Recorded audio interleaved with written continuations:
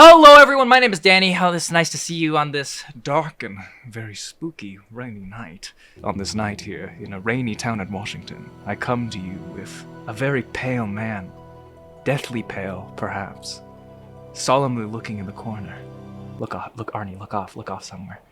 Sultry, sexy, a little monstrous even. Arnie, how old are you?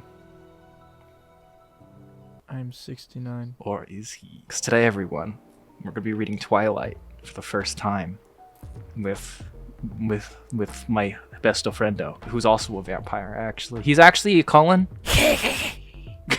Hello, everyone. It's great to see you all. It is midnight for me, which means it's basically 3 a.m. for Arnie. Yeah. Yo, we just recorded another video. How you feeling, Arnie? How you feeling? You ready for this? I'm feeling very vampiric today, Danny. Vampiric, very sultry. Very edgy. Yeah. Yeah, you ready? Mm-hmm. You ready? Are you gonna sparkle when I shine a sun lamp at you? I'm gonna reveal myself. Oh yes, please. Okay, Arnie, have you read Twilight before? No, I've seen the movies. You've seen the movie. Have you seen all of the movies? Mm-hmm. Yeah. Okay, who's the hottest? Carlisle. That is a good answer, but that is still wrong. The answer is Emmett. That's so funny because never mind. I used What? to get comparisons to Emmett back when I used to lift What? weights because I was pale. I had short hair. I was pale, and I used to lift weights, so I was like swole, and I hated it because I hated Emmett. Could you send me a picture of what you used to look like? Is that okay to use in the video or no? I would love to give it to you, but I deadass do not have any. Oh, sad. None, all right. None from R.I.P. that phase. None from that All phase. right. I want you to imagine Emmett, but with curly black hair and earrings, and that's what Arnie looked like apparently. Apparently, yeah. So I've never read the books. I've seen the movies. Obviously, we love not Jacob or Edward. They're toxic, especially Jacob. I was Team Edward though. See, he's the lesser of two evils. Jacob was a douchebag. Jacob is a douchebag. Smelled like wet dog. Yes, and he always has his shirt off, which is just tacky, you know. And he wears jorts. But obviously, since it's Twilight, we're obviously did not buy the book, and we're definitely not pirating it off the internet. But we have it up here on our computers. We have the ebook version of Twilight, because I'm not gonna own that. Stephanie Meyer, you go, girl boss. Girl all right, boss, yas, girl, yas and queenin. So we're gonna start with chapter 1 here. There's the preface, and then there's First Sight, chapter 1. Let's look at the preface real quick. Is that what you say? I say preface. Preface? It's like the preface. Like it's preface, like you're prefacing something. To preface this? Yeah. Is that how you spell preface? I say the word. I didn't know it was spelled preface. I'm gonna play it. Yeah, it's preface. Preface. Preface. Okay. Wow. Okay. The more you know. The more you know. For my big sister Emily, without whose enthusiasm the story might still be unfinished. Emily, shout out to you. You made Robert Pattinson be the Batman, and I cannot thank you enough. It's a banger movie. Have you seen Where'd you read that? Second page. Arnie can't read, guys. No, because my second page is I'd never given much thought to. Well, yeah, but that's above that. If you go up, that's the actual preface. But if you go above that to above the Bible verse, which I was about to read. Oh, yeah. See, I'm not used to reading books this way. I'm not gonna say anything. Arnie's not used to reading books, guys. Nah, I love books, but this ain't a book, brother. This What's your is favorite like book? Computer code that I'm fucking reading. What's your favorite book? What's your favorite book, Arnie? My favorite series of books, I could never pick a favorite, was the Something Wickedly Weird books. I've never read that. I really like the Pendragon series in middle school. I used to skip class to read those in the bathroom. Literally, I had orchestra and I hated it. I would skip class to read Spider Chronicles. I never read those. I heard those were really good though. Those were my favorite. Cottage See, there was this one series that was coming out while I was like going through high school, and I couldn't finish it because the library had it, and then COVID happened, so I couldn't check out any more books. Wait, say that word again? What? Where do you read books? Library. Say it again. Library. Okay, alright, just making sure. You think I'm saying library? Yeah, I thought that's what you said the first. We'll go to the library? Yeah. We'll go to the library? Believe it or not, there are people who roam the earth saying that shit. That's like people who say bagel. Wrong. Bagel. What the fuck do you say? Bagel. Not bag. People say bagel. Oh, they say bagel? I was like, bagel. That's what I meant to say. That's what I meant to... No, sorry. It's bag. There's bag and bagel. People say bag and bagel. You look at historical things. There was a hit movie with with museum. Yeah. Yeah, Okay. museum. Okay. There are people who say museum. Museum. If you're someone who says museum, I want you to comment so I can find you and take you away from this place because you don't belong here. You belong in the mirror dimension. Museum. May I take your hat for you, sir? May I take your hat for you, sir? May I take your hat for you, sir? What are you doing? That's Patrick. God. No, this is Patrick. Oh, this is Patrick. Are we? We're like 10 minutes into recording and we are so off track. I'm actually kind of excited to read this because I love the movies. Like that is my dream aesthetic is like Washington Forest. Like I used to live there, bro. like Literally, vampire, like Forks. Like I literally used to live like 3 hours away from Forks when I was growing up. I grew up in Bellingham, Washington. That shit is amazing. It's so nice. I Seriously. wish I liked where I grew Arnie, up. I will take you there one day. Take me there, bro. I used to live Take me there. Okay, we're gonna cut Take this. me. No. All right. Okay. Now we gotta read this Bible first from Genesis. All right. I need offbeat. I need some I need Lacrimosa behind us or something. No, play. Dorime. No, Dory.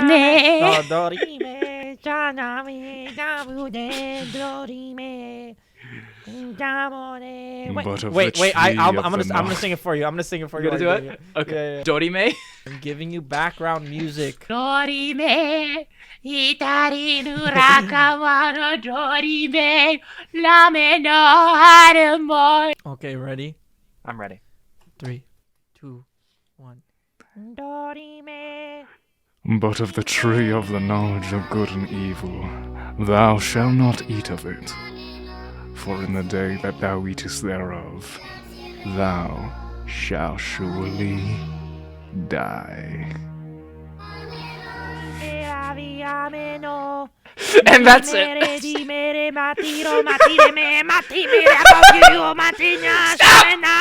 Bro, I was so off track because I was just reading the lyrics, so I didn't know what part was like what. So I was just, Oh my god. I started reading like Latire for the Dorime part instead.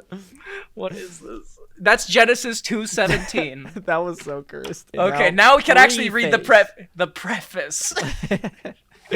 What are we reading, Danny? Go. I'd never given much thought to how I would die. No, we need to. This is Bella saying this. What does Bella sound like? What does Bella sound like? Oh my god, I'd never given my much God. thought to how I would die, though I had risen enough in the last few months. But even if I had, I would not have imagined it like this. I stared without breathing across the long room into the dark eyes of the hunter, and he looked pleasantly back at me. Surely it was a good way to die, in the place of someone else, someone I loved, noble even. That ought to account for something. I knew that if I'd never gone to Forks, I wouldn't be facing death now. But terrified as I was, I couldn't bring myself to regret the decision. When life offers you a dream so far beyond any of your expectations, it's not reasonable to grieve when it comes to an end. The hunter smiled in a friendly way as he sauntered forward to kill me. And that's the preface. Now we go to chapter 1. Chapter 1. First sight. First sight. You gotta Good be job. quicker than that. Chapter 1, first sight! My mother drove me to the airport with the windows rolled down. It was 75 degrees in Phoenix, the sky a perfect cloudless blue. I was wearing my favorite shirt, sleeveless, white eyelet lace. What the fuck? Why is this so descriptive? This is a fan fiction. This just is a fan. And it was like fucking me, too, because it was like a possessed, cursed, sleeveless white eyelet lace that rubbed up against me. I was wearing it as a farewell gesture. My carry-on item was a parka. In the Olympic Peninsula of northwest Washington state, a small town named Forks exists under a near-constant cover of clouds. It rains on this inconsequential town more than any other place in the United States of America. It was from this town and its gloomy, omnipresent shade that my mother escaped with me when I was only a few months old.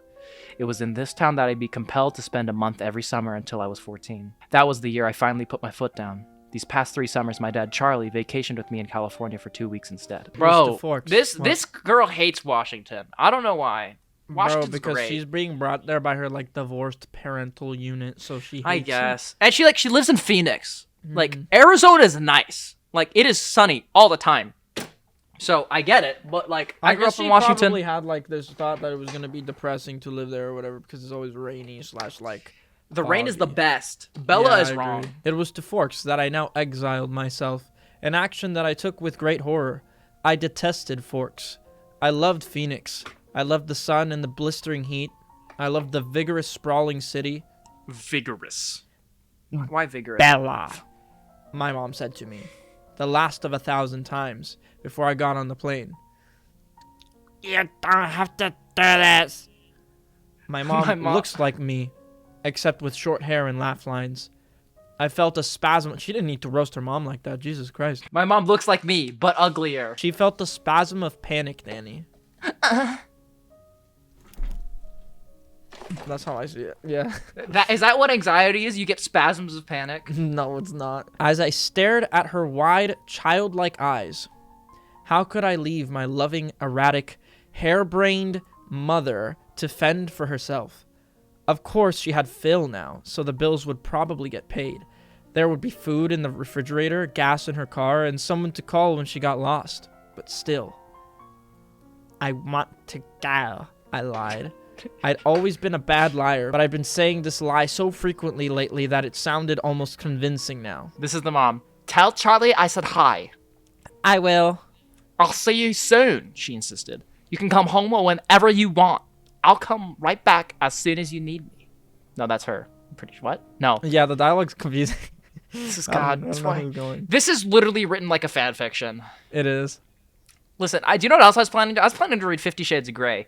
I wonder how much worse that is. Shit. Because I've never watched that or read it. So, I've watched those movies a million times, brother. They're a fucking. have you seen 365 Days? Yes. Of course, bro. Of course I haven't have. seen I heard Bro. about what happens on the plane right before, and I said, I need to see that shit with my own 2 eyes. Do you know what happens on the plane, Danny? At the beginning of the movie? No, do they have sex? You had to be there, you know. I don't want to be there. You should, you know. If you watch, you know what I mean. Do you know what we should do when we actually like are together? We should watch like movies like that and do like movie reviews, you know? I'm down. I will say this: I love the 50 Shades movies. I love because they're based in Seattle. That's one of the big reasons why I love them. It's super aesthetic. It's like Seattle is not like- aesthetic. Seattle is not aesthetic. No. I live in Miami, Florida, bro.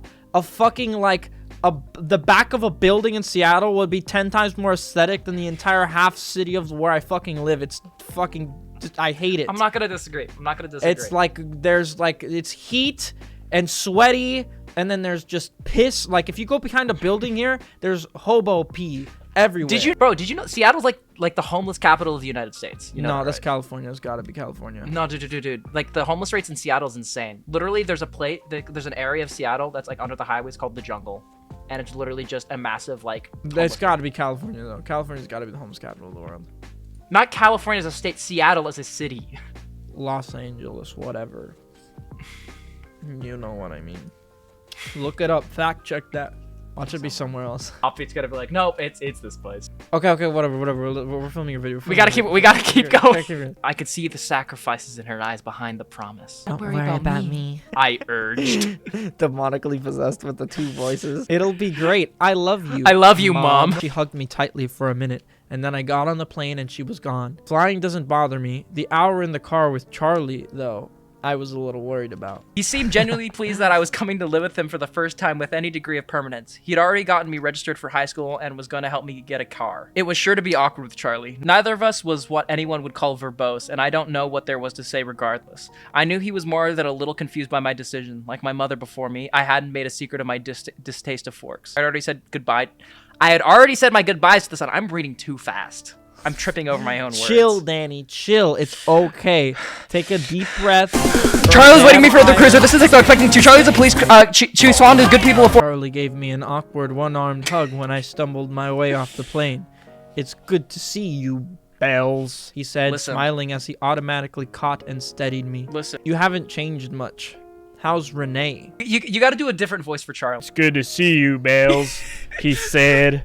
Why are you making it sound like you sound like haven't Krog? changed much. You How's sound like Renee? Southern Krog. You literally sound like Southern Krog. Like It's good to see you, Bells. just Southern like. Isma. It's good to Isma. see you, Bells. It's good to see you. It's good to see you, Bells. It's good to see you too, Dad. Mom's fine. It's good to see you too, Dad. I wasn't allowed to call him Charlie to his face. I only had a few bags. Most of my Arizona clothes were too permeable for Washington. Mom and I had pooled our resources to supplement my winter wardrobe, but it was still scanty. It all fit easily into the trunk of the cruiser. I found a good car for you, really cheap. He announced when we were strapped in. What kind of car? I was suspicious of the way he said, good car for you, as opposed to just good car. Well, it's a truck, actually, a Chevy. Chevy! A Chevy Ram Ford F-56. That was like 3 different cars. Chevy, Ford, F-156. I don't know my fruits. Where did you find it? Do you remember Billy Black down at La Push? La Push, baby! What is a La Push? What? You don't remember that from the movie? La Push, baby! I don't. I got offbeat. I want you to put La Push, baby, over there. I'm sending you this fucking... Hey, the push, baby. You in? Should I know what that means? He used to go fishing with us during the summer. Charlie prompted. That would explain why I don't remember him. I do a good job of blocking painful and necessary things from my memory. What? Bella is so mean. It's like, I remember her being kind of like, distant in the movie. She's just a bitch here. She is LSP from Adventure Time personified. Fen, what the fuck, Fen? What the fuck? He's in a wheelchair now, Fen. He's in a wheelchair now. Charlie continued when I didn't respond. So he can't drive anymore. And he offered to sell me his truck cheap. What year is that? I could see from his change of expression that this was the question he was hoping I wouldn't ask. Well, Billy's done a lot of work on the engine. It's only a few years old, really. I hope he didn't think so little of me as to believe I would give up that easily. When did he buy it? He bought it in 1984, I think. Did he buy it new? Well, no, I think it was new in the early 60s or late 50s at the earliest. He admitted sheepishly. Chad. Charlie is Alpha Chad. Charlie is a Sigma. Bro, man has so much trauma from these movies. Dude, no fucking shit. He's just like, he was convinced his daughter was dead for so long. He's just like, bro, my daughter died. And then wasn't it like, I don't remember the timeline exactly, because I haven't seen the movies in a while, but wasn't it like when she was alive, he found out she was alive, they like didn't let him go see her? Yeah. Bro, that shit low-key got me heated. Dude, Charlie's gone through way too much. Dad, I don't really know anything about cars. I wouldn't be able to fix it if anything went wrong, and I couldn't afford a mechanic. Really, Bella? The thing runs great. They don't build them like that anymore. The thing I thought to myself, it had possibilities. As a nickname at the very least. How cheap is cheap? After all, that was the part I couldn't compromise on. Well, honey, I kind of already bought it for you as a homecoming gift. Charlie peeked sideways at me with a hopeful expression. Wow. Free. You better be grateful for this, Bella. You don't need to do that, Dad. I was going to buy myself a car. I don't mind. I want you to be happy here. He was looking ahead at the road when he said this. Charlie wasn't comfortable with expressing his emotions out loud. I inherited that from him. So I was looking straight ahead as I responded. That's really nice, Dad. Thanks. I really appreciate it. No need to add that my being happy in Forks is an impossibility. He didn't need to suffer along with me, and I never looked a free truck in the mouth or engine. She's such a bitch. How does she even know these sayings? What the why fuck? is she moving here? It didn't explain why she's moving here either. It's yeah, just like I'm assembling a computer, Danny. Well, I never looked a computer inside the RAM of inside the hard drive of a motherboard in my life. I never looked a free truck in the mouth or engine. This is literally written like a fan fiction. Like we would find better writing in our fanfics. 100%. 100%. Well, now, you're welcome. Say that less sexy. Less sexy? That was too sexy. Well, now, you're welcome. Thank you, he mumbled, embarrassed by my thanks. We exchanged a few more comments on the weather, which was wet, and that was pretty much it for the conversation. We stared out the window. I'm not gonna say it. I'm not gonna say it. Which was That's what she said. Oh my God.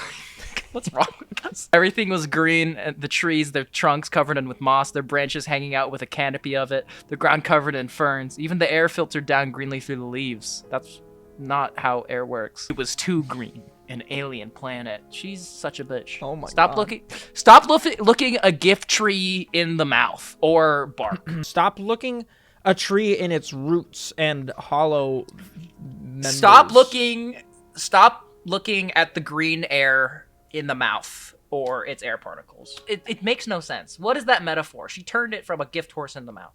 I can't believe she called a place with lots of trees an alien planet. I mean, she's coming from Arizona, which is like alien as fuck over there. Bro, this shit is fucking alien. Mars. I live on Mars, bro. I live in a Mars colony. Isn't that like where fucking Area 51 is and everything? Yeah. Or like allegedly or some shit like that? It is. Yeah, it's like New Mexico, Arizona area. And she's calling this place an alien planet? What the fuck? Bella is an entitled bitch. We don't like Bella anymore. We love Charlie. Fuck Bella. Stan Charlie. We stan Charlie. Eventually, we made it to Charlie's. He still lived in the small 2-bedroom house that he'd bought with my mother in the early days of their marriage. Those were the only kind of days their marriage had, the early ones. There, parked on the street in the front of the house that never changed, was my new to me, truck. It was a faded red color with big rounded fenders and a bulbous cap. To my intense surprise, I loved it. I didn't know if it would run, but I could see myself in it. Plus, it was one of those solid iron affairs that never gets damaged. Plus, it was one of those solid iron affairs that never gets damaged. The kind you see at the scene of an accident, paint unscratched, surrounded by the pieces of a foreign car it had destroyed. Wow, Dad! I love it! Thanks! Now my horrific day tomorrow would be just that less dreadful. I wouldn't be faced with the choice of either walking 2 miles in the rain to school or accepting a ride in the Chief's cruiser. I'm glad you like it. What is Charlie trying to do? Trying to seduce the reader. Charlie's trying to seduce your name? Yeah. Listen, how would that go if Charlie tried to seduce your name? Listen to me, your name. You get your ass back in that house and you let me do the talking. This is a dangerous situation. Get your ass in that bed and prepare for the night of your life. It's past your bedtime. It's past your bedtime. I got you this car to have sex in. The bed of that truck is gonna be a bed we have to break in. I brought you to this forest because of all the wood. But you know what's got more wood than this forest? Me! Get in that fucking house right now! Charlie's just too awkward. He's like, listen, I bought you this car. I'm gonna make Charlie sexy. Charlie's already been sexy. Charlie's already got DILF energy, bro. Offbeat, can you put a Charlie edit on the screen? Alright. Bring him in. Charlie Swoon is what he's gonna be after I'm fucking done with him. I want a shitty edit of like someone in like 4th grade making an edit, please. Offbeat. A velocity edit of Charlie. Play Dates by Melanie Martinez. God. He's just gripping his belt. The way he grips his police officer belt. I took only one trip to get all my stuff upstairs. I got the west bedroom that faced out over the front yard. The room was familiar. It had been belonged to me since I was born. What the fuck happened? Stephanie, where's this? We got Special. a Special. What are some of the other things? Special. And banana and tire and yes, and driver. tire. What happened, Stephanie? Where's your grammar with this? The room was familiar. It had been belonged to me since I was born. The wooden floor, the light blue walls, the peaked ceiling, the yellow lace curtains around the window. These were all parts of my childhood. The only changes Charlie had ever made were switching the crib for a bed and adding a desk as I grew. The desk now held a second-hand computer with the phone line for the modem stapled along the floor to the nearest phone jack. That was a stipulation for my mother so that we could stay in touch easily. The rocking chair from my baby days was still in the corner. It was nice to be alone, not to have to smile or look pleased, a relief to stare directly out the window at the sheeting rain and let a few tears escape. Why is she here? She's going through it right now or something. Why? She's like, I want to be here. She's lying. She's like she's lying that she wants to be here. What choice did she make to come here? Why? She's just trying to find the positives, I think. I don't know. There's no positive. She's just like, I'm looking out the window and crying. She's counting that as a positive because she can do that without someone being in her business. So she can be depresso or some shit. Like she could be like crying and looking out the window, thinking about the life that she wanted that she cannot have anymore. But she made the choice to come to fucking Forks. She made the choice, but like it seemed like a difficult one or something. But she's finding happiness in that she can shed her tears unbotheredly, which is great, you know. Well, more power to her. I'm happy for her. She's not happy for her, but I'm happy for her. You want me to read now? Sure. I wasn't in the mood to go on a real crying jag. I would save that for bedtime when I would have to think about coming the morning. Coming in the morning. When you have to what the morning? Morning sex. What the morning? Hey, you better Without go to thinking sleep. about coming in Charlie, the morning. Charlie just like, You better go to bed early tonight so we can wake up and have morning sex. Your name, get your rest in that bed and go to sleep. You get your ass to that window and you stare out of it dejectedly and shed a tear. Or I swear to God. I swear to God, I will punish you worse than your self-punishment for being here. Forks High School had a frightening total of only 357, now 58, students. There were more than 700 people in my junior class alone back home. All of the kids here had grown up together. Their grandparents had been toddlers together. I would be the new girl from the big city. A curiosity, a freak. I'm a freak. Maybe. I'm weird. Have you ever I'm seen a me without this freak. hat? Fucking Cole Sprouse I'm from a Riverdale. freak. Well, guess what? If you're a freak, then I'm never also mind. a freak. I'm not gonna say. Okay, I mean, you went for it. All right, you said it, not me. All right, Listen, I didn't listen. say This time. is That was you. Washington. We're pretty liberal Alright. up there. All right. All right. Wait, what does that, what does that have to do with being a freak? What does that have to do with absolutely? Maybe if I looked like a girl from Phoenix should, I could work this too. Oh, there's another page. Maybe if I looked like a girl from Phoenix should, I could work this to my advantage. But physically, I'd never fit in anywhere. I should be tan, sporty, blonde. Has she seen... What? Has she seen the people that live there? Has she seen the Twilight movies? Does she know how pale... They're No, she's they're talking as about pale as vampires. she's talking about people in Phoenix, people in Arizona. Yeah, but it doesn't... I guess she could work it to her advantage, I guess, being an outsider, but then also looking attractive, but, like, what the fuck? That's not even, like, whatever. Bro, listen. The part about being a volleyball player or a cheerleader, perhaps, that part, I'm not going to say anything on. I'm going to, you know. Women who can but- kill you. Bro, women stop a fucking ball that has just been pelted over a net whilst they squat down like this to stop it, and also the ones who can jump sorry, jump is not epic enough, lunge into the air and then I think just you mean leap. I think you batter, mean leap, not lunge. leap, absolutely just fucking become airborne, levitate into the air, pelt an object, a projectile at another unsuspecting woman is just absolutely fucking amazing. I love that shit. All the things that go with living in the Valley of the Sun. That sounds so ominous. Yeah, why did they? That's why I read it like that. I need more Dorime. All the things that go with living in the Valley of the Sun. Instead, I was ivory skinned, without even the excuse of blue eyes or red hair. Despite the constant sunshine, I had always been slender, but soft somehow. Oh, she's soft. She just said she's soft. Wow, Bella. Wow, she's outing herself. She's soft. Somehow, obviously not an athlete. Why did she say somehow? I don't know. Oh, but soft somehow. But soft somehow. Is she saying she's not firm? And what is she? What does that mean? What does that even mean? The sentence, I had always been slender, but soft. Oh, and she's saying, I think she's saying it's because, like, I'm skinny, but I'm squishy. I'm skinny, but I got cake, is what she's trying to say. Slim thick. Is what I'm hearing. She's slim thick. Bella confirmed skinny. slim thick. But she can throw it back if she wants to. Offbeat, can you insert a photo of Bella from the Twilight movies, but like do like the expand like filter just on her hips, just like base boosted? Slim thick with your cute ass.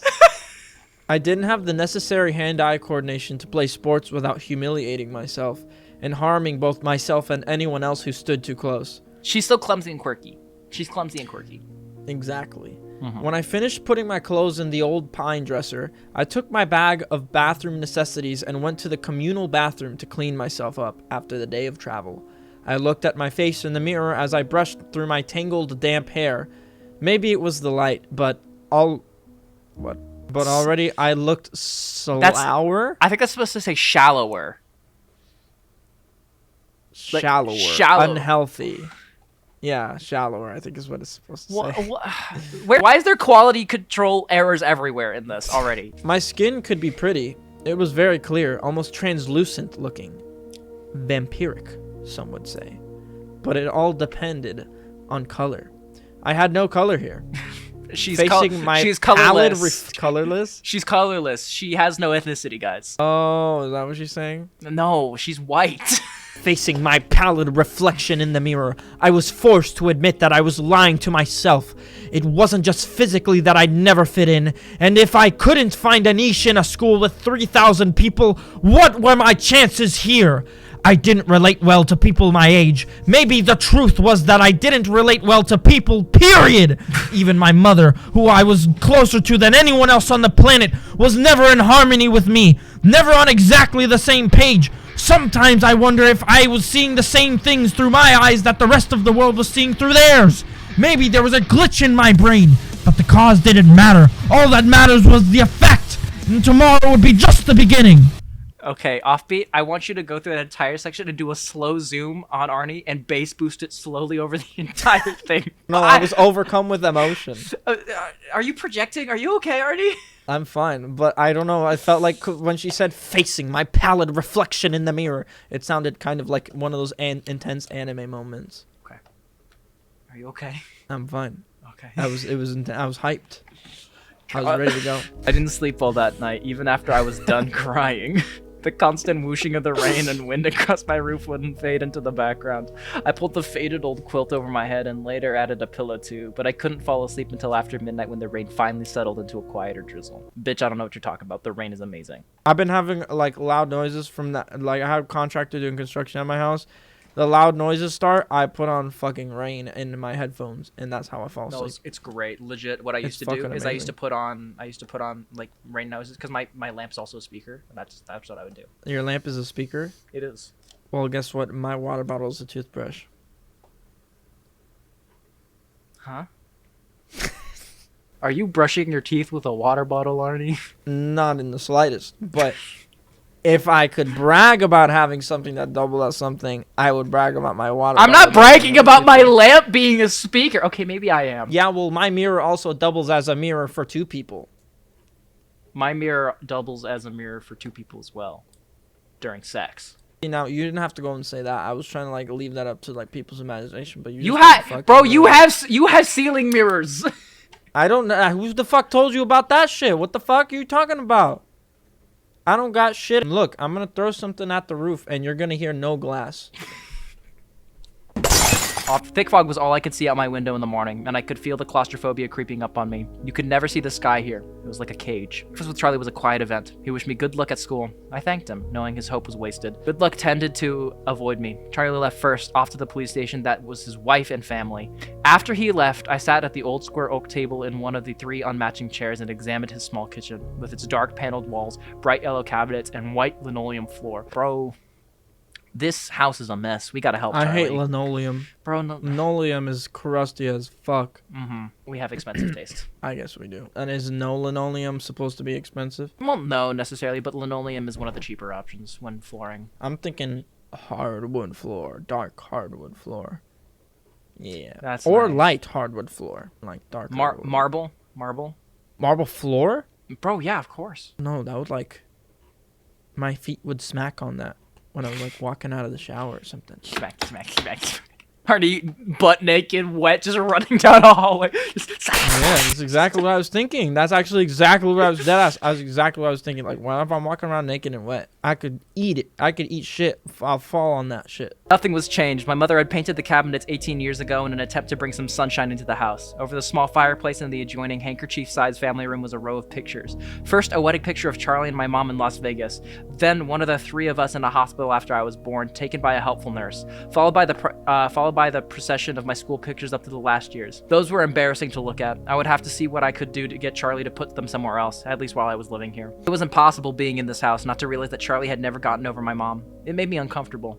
R.I.P. Charlie. I'll be here for you, Charlie. I didn't want to be too early to school, but I couldn't stand the house anymore. I donned my jacket, which had the feel of a biohazard suit, and headed out into the rain. It was just drizzling still, not enough to soak me through immediately as I... Why does she sound like a self-insert anime character? Because she is. It was just drizzling still, not enough to soak me through immediately as I reached for the house key that was always hidden under the eaves by the door, and locked up. The sloshing of my new waterproof boots was unnerving. I missed the normal crunch of gravel as I walked. I couldn't pause and admire my truck again as I wanted.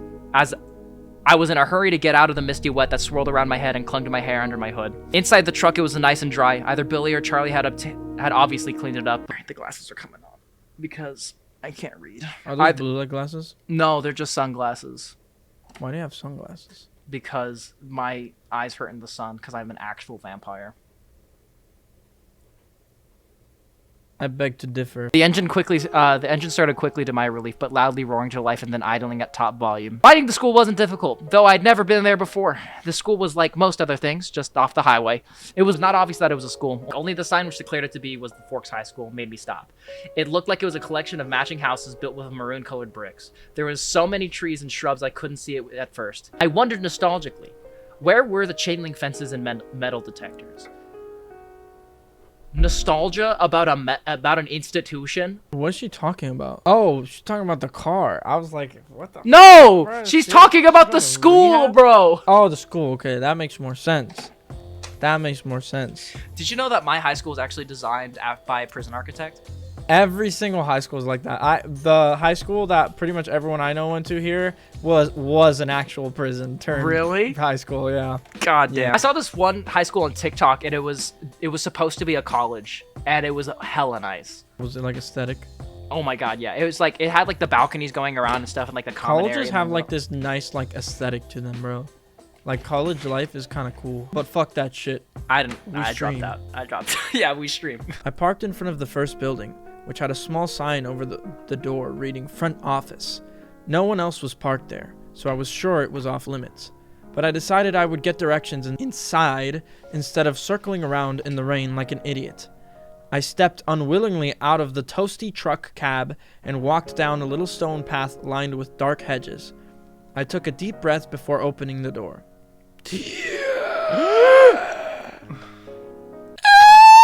Inside, it was brightly lit and warmer than I'd hoped. The office was small.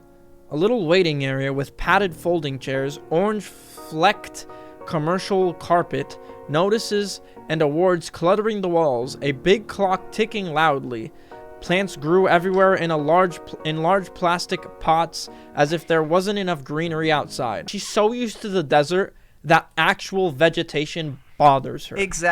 What is this? It's so sad. And like that was one of the longest sentences I've ever heard. And there was no Yeah, it and was. to end it. It's a Yeah, list. I know. There was like nothing. There was nothing going with it. I was like, what the fuck? Where am I going? Stephanie, get your shit together. The room was cut in half by a long counter, cluttered with wire baskets full of papers and brightly colored flyers taped to its front. There were 3 desks behind the counter, one of which was manned by a large red-haired woman wearing glasses. She was wearing a purple t-shirt, which immediately made me feel overdressed. The red-haired woman looked up. Can I help you? No, we gotta make her Roz from fucking Monsters Inc. Can I help you? Do that. What are they selling? What are they selling? Chocolate? Chocolate. Can I help you? Chocolate! I'm Isabella Swan. I informed her, and saw the immediate awareness light her eyes. I was expected. A topic of gossip, no doubt. Daughter of the chief's flightly ex-wife. Come home at last. Why does she think she's the center of everything? She's like, oh, of course they know me. Of course. She said. She dug through a precariously stacked pile of documents on her desk till she found the ones she was looking for. I have your schedule right here and a map of the school. She brought several sheets to the counter to show... What? She brought several sheets to the counter to show... What the fuck? We're so confused. It is too late. Stephanie! Alright, we skip it ahead. We want to meet the Collins. We want to meet the sexy people. The rest of the morning passed in about the same fashion. My trigonometry teacher, Mr. Varner, who I would have hated anyways just because of the subject he taught, was the only one who made me stand in front of the class and introduce myself. I stammered, blushed, and tripped over my own boots on the way to my seat. How quirky. After 2 classes, I started to recognize several of the faces in each class. There was always someone braver than the others who would introduce themselves and ask me questions about how I was liking forks. One girl sat next to me in both Trig and Spanish, and she walked with me to the cafeteria for lunch. She was tiny, several inches shorter than my 5 feet 4 inches, but her wildly curly dark hair made up for a lot of the difference between our heights. I couldn't remember her name, so I smiled and nodded as she prattled about teachers and classes. I didn't try to keep up. Bella's such a bitch. People are trying to be nice to her, and she's just like, I hate everyone. She's going to be edgelord times 9,000. We already know this. Listen, we're edgelords. We're not like this. No, yeah, she just like she's trying too hard, you know. She's like trying too hard to be disrespectful. I was there, sitting in the lunchroom, trying to make conversation with the 7 curious strangers that I first saw them. And now we need sexy music offbeat. Can you do that? And now we need the Twilight filter more than ever. They were sitting at the corner of the cafeteria, as far away from where I sat as possible in the long room. There were 5 of them. They weren't talking and they weren't eating, though they each had a tray of untouched food in front of them. They weren't gawking at me, unlike most of the other students, so it was safe to stare at them without fear of meeting an excessive excessively interested pair of eyes. But it was none of those things that caught and held my attention. They didn't look anything alike. Of the 3 boys, one was big, muscled, as like a serious weightlifter with dark curly hair.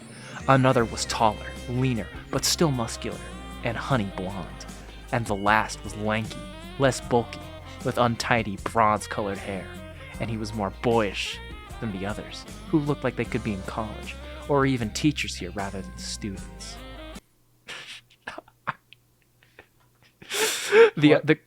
What? And then they all got on top of the table in the middle of the lunchroom. Edward said, "Come here, Bella," and Bella did. She came right there where she stood, immediately, just like her water broke. The floor was Her water broke? Semen. Her water broke? Whoa, back it up! No, I was making. Yeah, I was saying that like she came where she was standing. I heard that, So and then it you was said like her water broke. So it was like her water broke. The baby's coming too, just like Bella? No. Listen, I said the floor was flooded with water because she came, and it was like as if though her water broke. Offbeat's gonna That's edit how this and is gonna much be so came. concerned. It is like, it's 4 a.m. for you, it's 1 a.m. for me. No, I'm getting more delirious by the I minute, know, brother. so am I'm just I. letting you know. So am I. The girls were opposites. The tall one was statuesque. She had a beautiful figure, the kind you saw on the cover of Sports Illustrated swimsuit issues. The kind that made every girl around her take a hit of her self-esteem just by being in the same room. Her hair was golden, gently waving to the middle of her back. The short girl was pixie-like, thin in the extreme, with small features. Her hair was deep black, cropped short and pointing in every direction. And yet they were all exactly alike. Every one of them was chalky pale, the palest of all the students living in this sunless town. Paler than me, the albino. They all had very dark eyes, despite the range in hair tones. They also had dark shadows under those eyes, purplish, bruise-like shadows, as if they were all suffering from sleepless nights, or almost done recovering from a broken nose. Though their noses, all their features, were straight, perfect, angular. But all this was not why I couldn't look away. I stared because their faces, so different, so similar, were all devastatingly, inhumanly beautiful. They were faces you never expected to see, except perhaps... What was that? Meow. What? We're fucking delirious. They were faces you never expected to see, perhaps on an airbrush page of a fashion magazine, or painted by the old master as the face of an angel. It was hard to decide who was the most beautiful. Maybe the perfect blonde girl, or the bronze-haired boy. What is Why are you shaking? Just keep reading. I'm giving illustration. They're edgy and they're hot.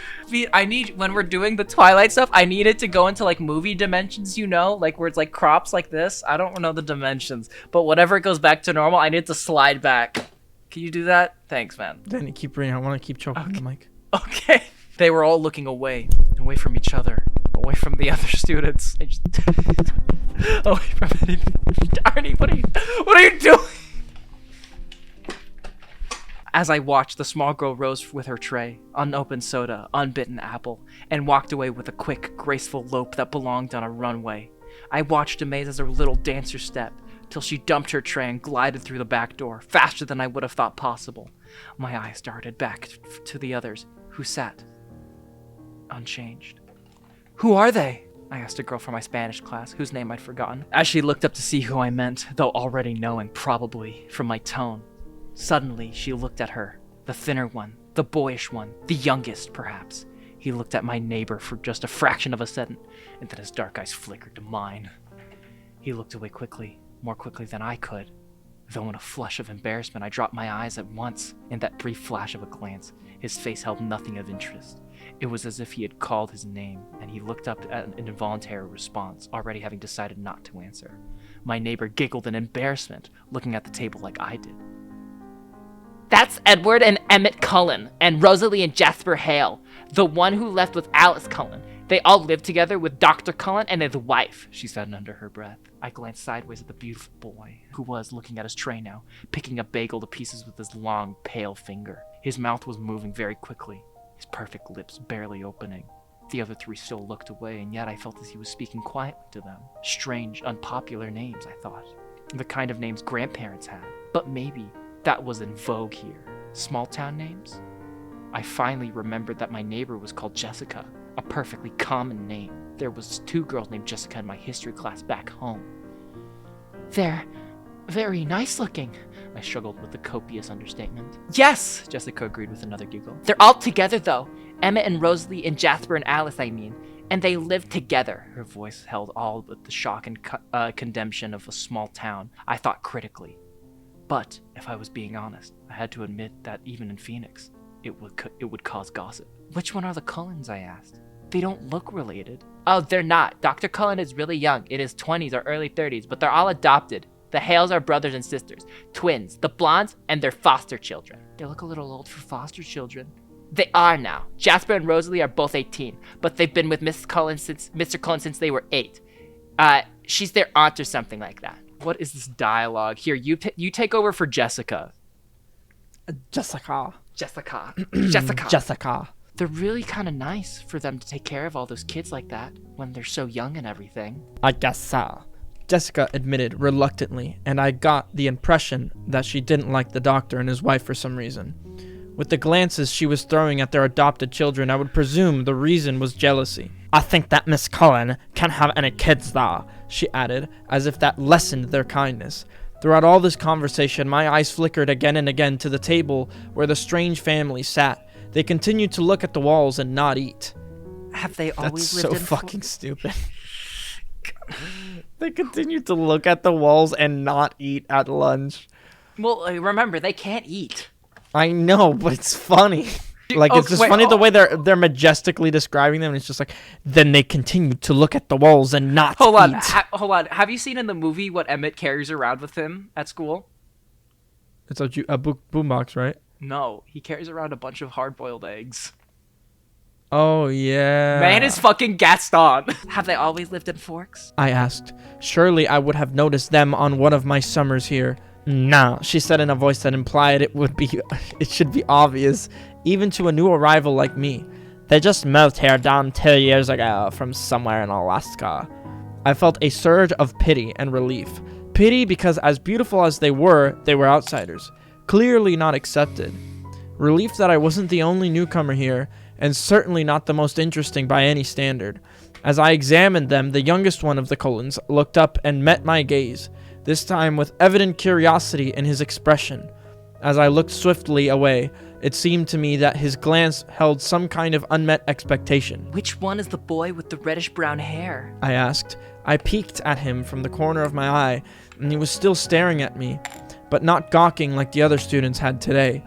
He had a slightly frustrated expression. I looked down again.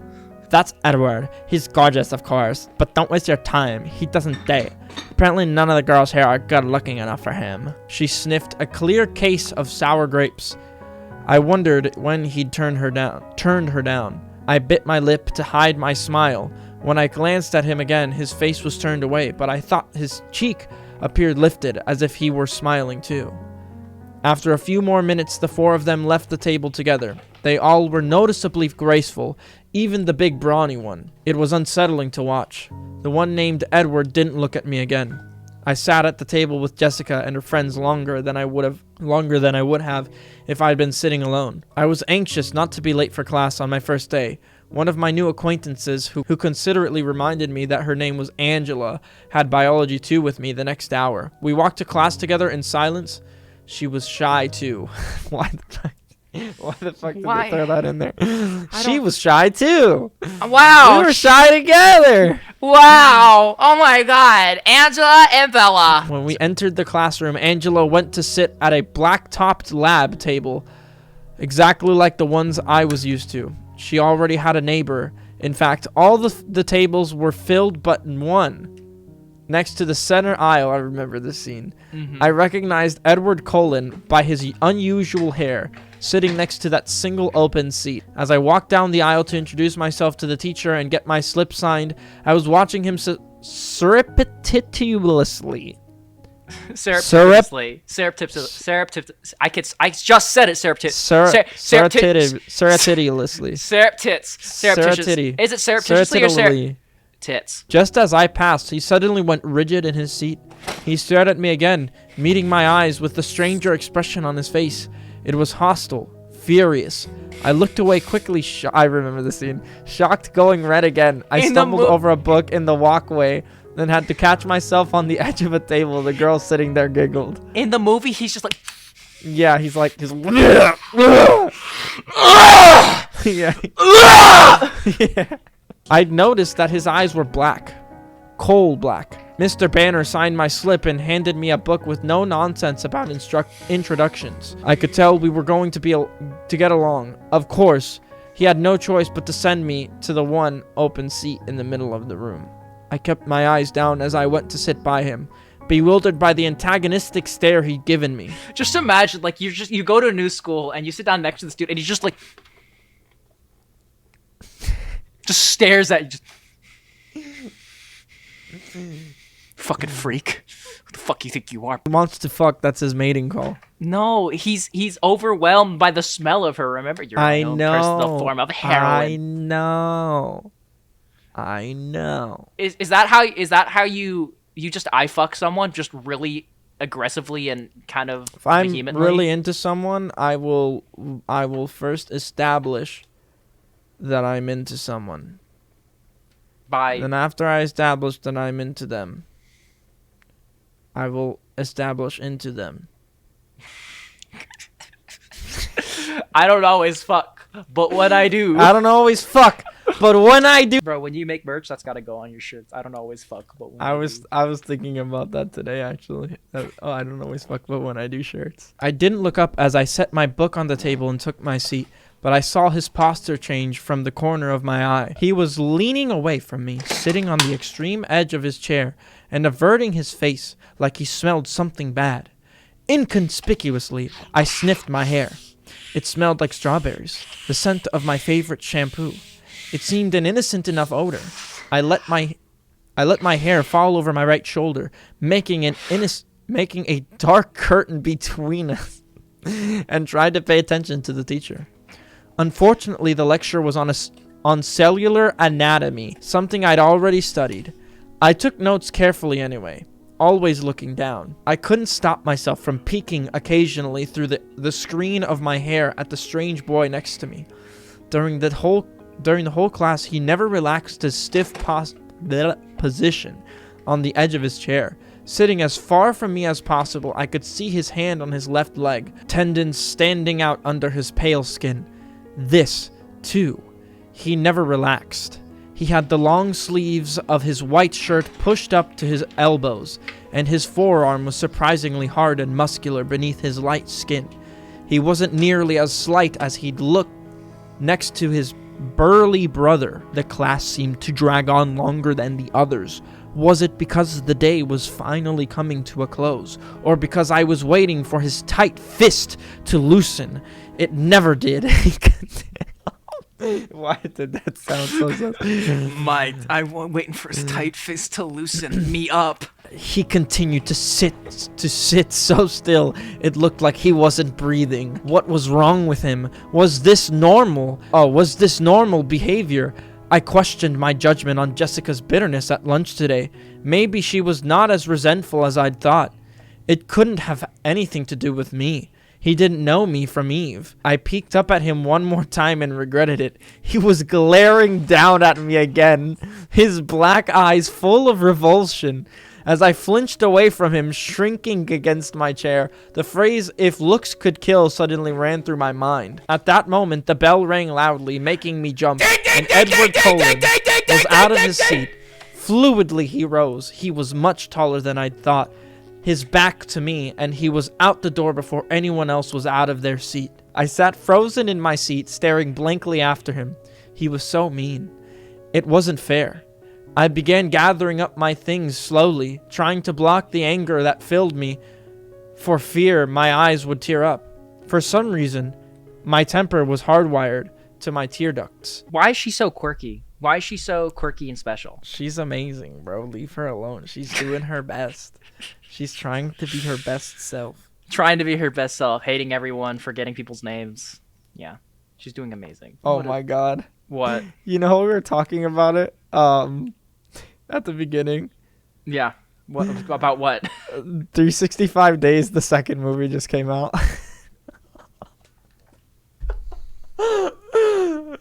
And I'm so gonna go watch that shit right after this. Oh my god. So I think we're gonna stop reading this for now. I don't know what I expected, but it wasn't this. Like, I expected better. You know, like, my standards weren't high. But still. I think it was fucking amazing. 10 out of 10. Definitely would do it again. I'm a little underwhelmed. I'm a little overwhelmed with the absolute literary masterpiece before me right now. This sample piece of perfection, this slice of heaven bestowed upon me, Are you talking gracing about my 365 computer days? screen. No, I'm talking about Twilight, Danny, because I read books. Starting today, I just read a book. I just read the Twilight books up to page 12. We read 12 pages, bro. Up to page 12. And as now an established reviewer of literature, I can say with confidence, this is a masterpiece. I can't see myself reading anything else after this. As a matter of fact, I won't. So Because you know what? You know what, like, you see, like, toothpaste is like 10 and 12 dentists recommend these. Arnie's one of the 2 dentists that doesn't recommend it, but he recommends this. I don't recommend toothpaste, Apparently. but I recommend Twilight. I'm just saying it because you're a contrarian. If I was to recommend something, it would be Twilight. If you're not feeling good right now because you want to throw up because of food poisoning, I'd recommend Twilight.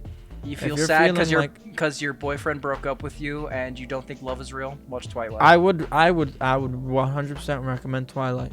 Go sit and don't watch it on your computer. Watch it on a big TV. Keep your windows open. It's got to be raining though. Get a cup of tea. Cover yourself in a blanket or a Snuggie, and watch Twilight. This piece of literature before me right now is so good that you could make lemonade out of it. You can make babies to Twilight. You could fuck Twilight and the babies would be so beautiful. They would be beautiful.